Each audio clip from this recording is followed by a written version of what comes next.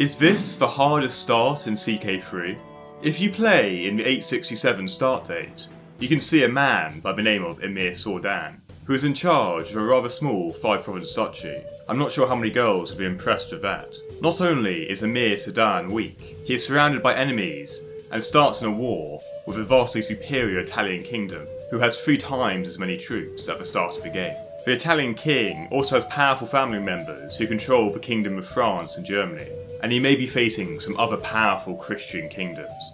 The territories you own are also of different culture to you, and the strongest allies you could possibly get are across the Mediterranean. Out of all the start dates in CK3, this is probably the hardest. Have you ever wondered though why this is the case? And how on earth this Emir got into this situation that looks almost impossible to get out of? In this video we discuss how this poor fella got into this historical situation. He probably needs a bit of a hug. And at the end of the video, I'll help you guys win this war with a few tips, and hopefully you can get him out of this situation.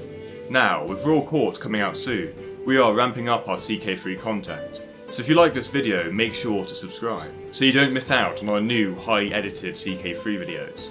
Right, let's get into the video. Firstly, let's go into a bit of a background of how this situation occurred. For 24 years in the 9th century, an Arab emirate existed in southern Italy. They raided southern Italy for plunder and gained power as the decades went on. A bit before the CK3 start date, the Muslims gained confidence after taking Byzantium's last stronghold of Carthage in 698. The Arabic people turned their attention north and started to conduct raids in Sicily. Over time, they plundered the Mediterranean islands.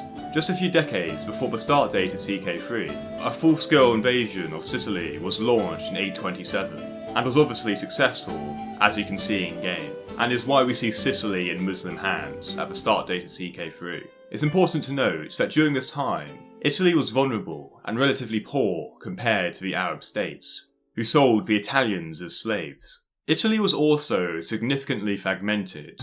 The area around Rome was ruled by the papacy, and many small principalities were all around Italy, meaning the power base was divided, and it meant the Christian Italians did not put up a proper defence against the Muslim invaders, which comes to light in 846.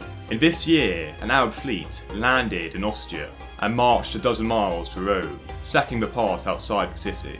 I think this gives you an indication of just how powerful they were. This raiding continued to happen for decades, and even religious sanctuaries weren't spared, leading to the famous abbey at Monte Cassino being sacked, and the surviving monks did not return for half a century.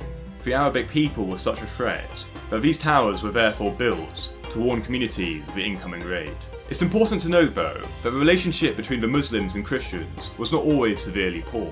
The Neapolitan merchants traded with the Arabs and hired out Arabic mercenaries to protect them from their Christian neighbours. When there was a civil war that broke out between the Lombard principalities, they all hired out Arabic mercenaries, and these mercenaries were allowed to plunder the land when they weren't fighting for these princes.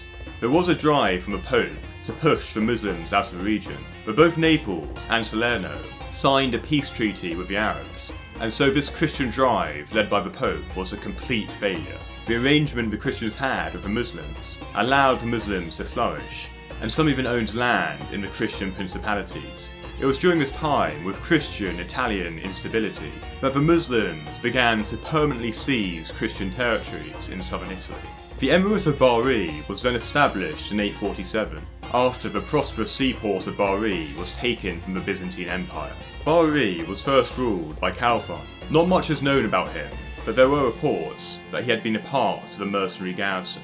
The next more significant leader was the Emir Mafarogag, and he became Emir in 852, and obtained recognition for the Abbasid Caliph. The next Emir is the one we see in the 867 start date, and he certainly had the toughest reign out of all 3. So now we've caught up to the CK3 start date.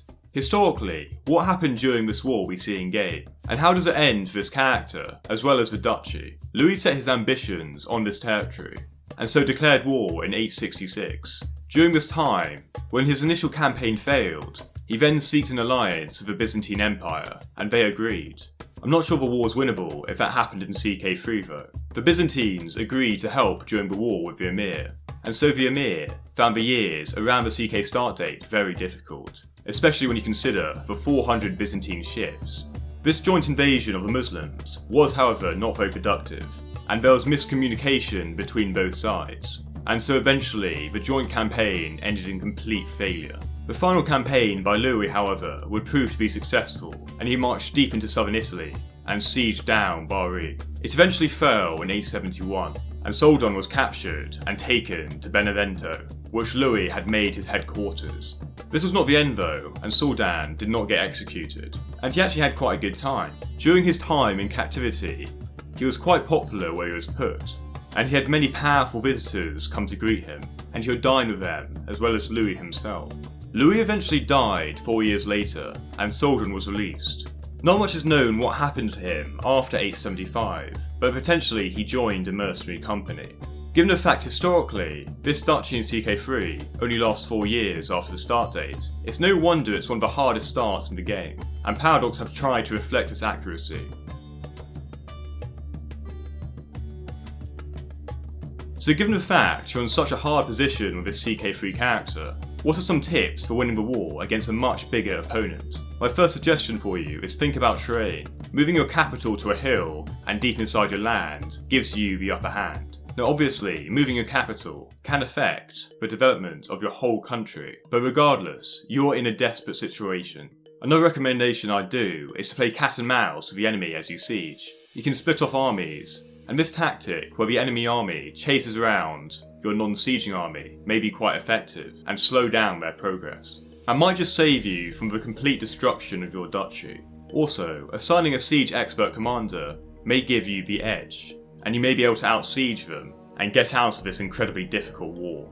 Since you're outnumbered, the way to win this war is not to fight but siege and distract. In my opinion, I believe that's the only way, without outside help. Hopefully if you do decide to play this nation, you can go beyond the 4 years it lasted. I definitely think this is one of the most interesting starts in CK3, and it's worth trying if you want a challenge and try to get better at the game. What do you guys think though? Is this really the hardest start in CK3? Or do you think there's one that's harder? Let me know in the comments. This is a new type of series combining history and Crusader Kings 3, so any feedback would be really appreciated. Thank you guys for watching, make sure to subscribe, and I'll see you next time. Shout out to our Patreons, Henriki, Jodo52, Flyerton, and Kargon.